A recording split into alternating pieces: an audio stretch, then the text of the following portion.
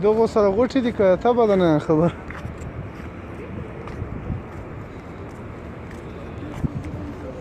الى الحرم باذن الله.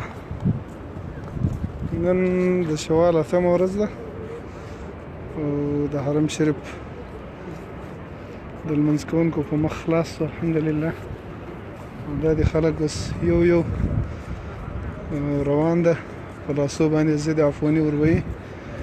ماسکونه شرط دی، خپل جانماز صلاه به ورسره وي دا هم شرط ده.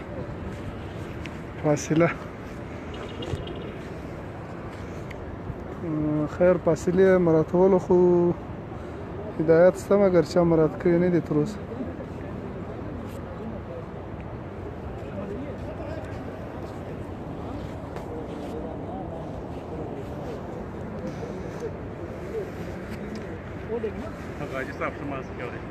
صحیح ده، ماسک مهم ده.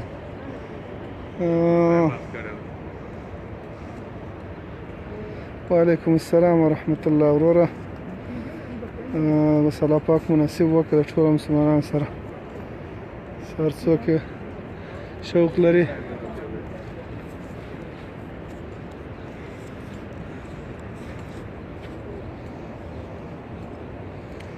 بس دا خو نو اوله ورځ ده انشاءالله تعالی. سوکه سوکه به دا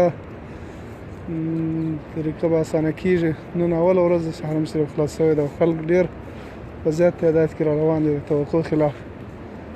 د هرې دروازې دا اوس 21 نمبر دروازه ده، له هر طرفه تقریبا په دې تعداد کې خلک را روان.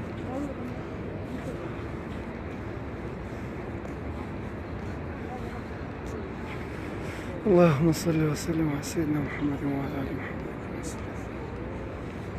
حافظ صاحب ولې نه الله تعالی دې ټول شرعي حاجتونه ترسره کړل.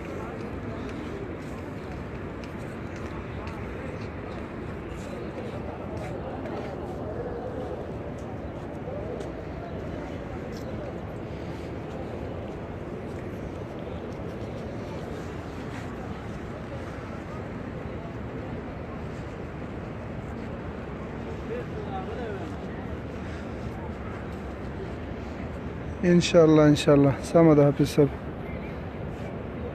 هلمندی صاحب خدای پاک دې ټوله شپه مریضانو ته هغه ستاسې په کور کې که د نور وروڼو په کور کې الله تعالی دې عاجله شفا ور نصیب کړي.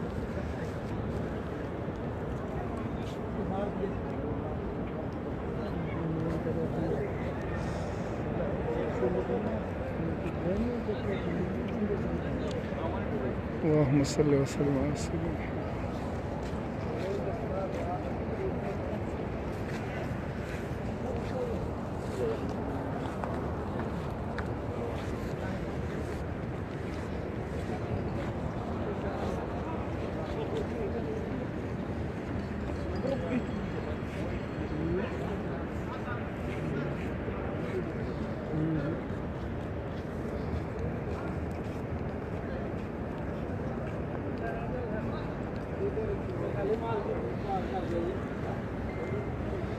ځینې خلک بیرته را واپس کړو نه پوهېږم د دې تبه زیاته ده که څنګه. دلته په جهاز باندې دا ریوتن دی، دا ریوته به کتل کېږي، بخار یې کتل کېږي. که چېرې حرارت زیات وي هغه بیا راګرځي.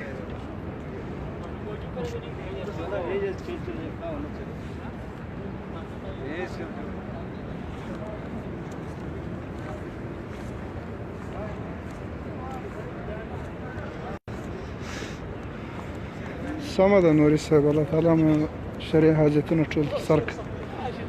که به څوک ناروغان لري الله دې شفا ورکړي. وعلیکم السلام.